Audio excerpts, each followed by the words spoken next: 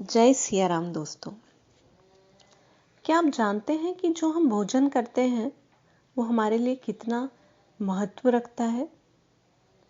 इसलिए इस भोजन को हमें कभी व्यर्थ नहीं करना चाहिए, कभी उसे फेंकना नहीं चाहिए। जितनी ज़रूरत हो उतना ही भोजन बनाएं और उसको व्यर्थ ना जाने दें।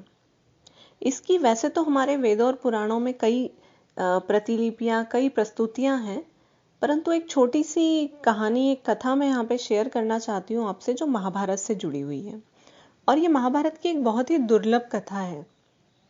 जैसा कि हम जानते हैं कि जब महाभारत का युद्ध शुरू हुआ तो भारत देश के कई राजा इसमें सम्मिलित हुए, कुछ कौरवों की तरफ से, कुछ पांडवों की तरफ से।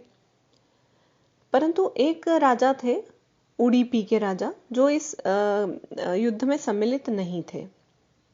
तो वो जब यहाँ पर आए, हस्तिनापुर आए युद्ध में सम्मिलित होने के लिए, तो कौरवों और पांडवों दोनों ने उनसे प्रार्थना की कि हमारी सेना में आकर आप शामिल हो जाएं। पर उडुपी के राजा समझदार थे, दूरदर्शी थे, तो वो कृष्ण भगवान के पास गए पूछने के लिए कि मैं क्या करूं। उन्होंने कृष्ण भगवान से कहा कि प्रभु, ये दो भाइयों के बीच में युद्ध हो रहा है, जो कि मुझे बिल्कुल अच्छा नहीं लग रहा है, मुझे पसंद नहीं है, क्योंकि यह युद्ध एक छोटी सी बात पे हो रहा है जो नहीं होना चाहिए। मैं यहाँ दोनों की तरफ से सम्मिलित नहीं होना चाहता हूँ, परंतु मैं एक कार्य करना चाहता हूँ। जैसा कि आप जानते हैं कि इतनी बड़ी सेना है, ये करीब 50 लाख से ज्यादा सैनिक हैं इस युद्ध के अंदर। इनके भोजन की व्यवस्था कैसे होगी? तो मैं इनकी भोजन की व्यवस्था करना चाहता हूँ। जरा आप सोचिए कि इतनी बड़ी सेना थी और उनके लिए भोजन की व्यवस्था करना कितना कठिन कार्य था। तो श्री कृष्ण मुस्कुराए और बोले कि आपने बहुत ही सही कहा राजन, इतनी बड़ी सेना के लिए भोजन की व्यवस्था करना या तो महान भीमसेन का कार्य है या आप ये कार्य कर सकते हैं। परंतु भीमसेन तो युद्ध में सम्मिलित हैं, तो वो तो ये कार्य नहीं कर पाएंगे, तो आप ये कार्य जरूर कीजिए और यह आपका सबसे श्रेष्ठ कार्य होगा। तो राजा उडुपी, जो उडुपी के राजा थे, उन्होंने कहा कि ठीक है, और वो भोजन की तैयारी करना शुरू कर दिया उन्होंने। अब आपको ये जानकर आश्चर्य होगा कि वो इतना अच्छा उन्होंने व्यवस्था किया था भोजन का, सैनिकों का, कि जैसे आज जो सैनिकों ने खाया, अगले दिन जितने सैनिक युद्ध में मारे गए, उन सैनिकों का खाना अपने आप वो नहीं बनाते थे। तो जब अंत होता था युद्ध का, शाम को जब युद्ध खत्म हो जाता था और सारे सैनिक खाना खाते थे, उसके बाद बिल्कुल खाना नहीं बचता था, बिल्कुल भोजन व्यर्थ नहीं जाता था, और ये रोज होता था। तो सारे सैनिक, पांडव, कौरव ये सोचते थे कि ये उडुपी के राजा कितने समझदार हैं, इनको कैसे पता चलता है कि आज इतना ही खाना बनाना है और इतने सैनिक ही आज खाना खाएंगे।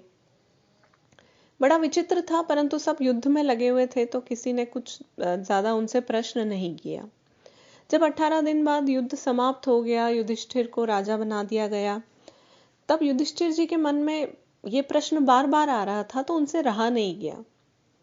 उन्होंने उडुपी के राजा को बुलाया, नमस्कार किया और धन्यवाद दिया कि आपने इतने दिन तक हमारे सारे सैनिकों के लिए भोजन की व्यवस्था की, इतने अच्छे भोजन की, उसके लिए मैं आपको धन्यवाद करता हूं, परंतु एक प्रश्न है मेरे मन में। तो राजन ने कहा कि बोले राजन, क्या प्रश्न है? मैं आपका उत्तर दूंगा जरूर। तब युधिष्ठिर जी ने कहा कि यह आपको कैसे पता चल जाता था कि आज इतने ही सैनिक खाना खाएंगे और उन्हीं का भोजन आप बनाते थे? आपने एक दिन भी भोजन को व्यर्थ नहीं किया। इतने सारे सैनिकों का खाना बनाना और उसमें भोजन बिल्कुल व्यर्थ ना जाए, ये तो बड़ी अचंभे की बात है। तो उडुपी के राजा ने बोला कि युधिष्ठिर महाराज, आपने इतनी बड़ी सेना जीती है, इसका सारा श्रेय आप किसे देंगे? तो युधिष्ठिर महाराज ने कहा कि मैं सारा श्रेय श्री कृष्ण भगवान को दूंगा, जिन्होंने मुझे सही रास्ता दिखाया और मैंने ये युद्ध जीता है। तो राजन, उडुपी के राजा बोले, मैं भी ये सारा श्रेय श्री कृष्ण भगवान को देना चाहता हूं। तो सब बड़े आश्चर्यचकित हो गए, तो श्री कृष्ण भगवान तो सारथी थे, वो कहाँ है यहाँ भोजन की व्यवस्था में बताने आए आपको? तब उन्होंने कहा कि रात को जब श्री कृष्ण भगवान अपने शिविर में जाते थे, तो उन्हें गिन कर मूंगफलियां, जो मूंगफली के दाने होते, वो रखी जाती थी, और उनके खाने के बाद फिर से उन मूंगफलियों को गिन लिया जाता था। अब भगवान ने जितनी मूंगफली के दाने खाए, जैसे कि मान लीजिए प्रभु ने अगर 50 दाने खाए, तो उसका 1000 गुना, यानी 50,000 सैनिक जो हैं आज युद्ध में मारे जाने वाले हैं, तो उतने लोगों का भोजन हम कम बनाते थे। यह सुनकर सभी को बहुत आश्चर्य हुआ और श्री कृष्ण भगवान को सभी ने नतमस्तक किया कि उन्होंने सिर्फ युद्ध का ही नहीं, हर चीज का ध्यान रखा और भोजन का नुकसान ना हो, कोई भोजन व्यर्थ ना जाए, इसका भी ध्यान रखा। तो दोस्तों, यह एक कथा है जो आज भी उडुपी में कृष्ण मठ है, वहां सुनाई जाती है, जहां हमें भोजन का महत्व बताया जाता है। तो मैं ये सोचती हूँ कि आपको समझ में आया होगा कि हमारा ये भोजन कितना इम्पोर्टेंट है। जितना थाली में हमारे भोजन हो, हमें पूरा खत्म ही करना चाहिए, क्योंकि इसके बिना जीवन नहीं है। तो ये मेरी प्रस्तुति, मैं चाहती हूँ कि आप कुछ कमेंट इस पे करें, और कैसी लगी आपको प्रस्तुति आप मुझे ज़रूर बताइएगा। धन्यवाद।